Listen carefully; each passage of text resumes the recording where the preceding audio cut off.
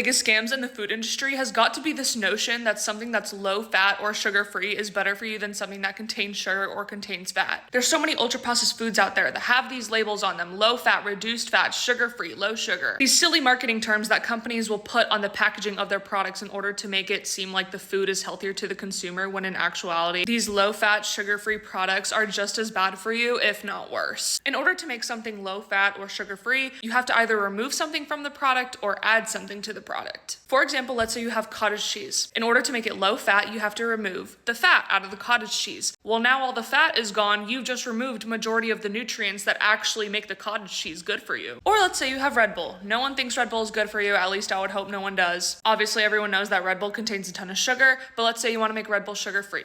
Well, in order to make Red Bull sugar-free, you remove the sugar, but what do they add instead? They add aspartame K and sucralose, which are artificial sweeteners. Or in other words, gut-destroying, hormone-disrupting, lab-made chemicals that are actually terrible for you. And now here you are consuming something thinking it's better for you, when in actuality, it's actually just as bad, if not worse. Please steer clear of any of these foods that have these marketing terms on them: low-fat, sugar-free, high-protein.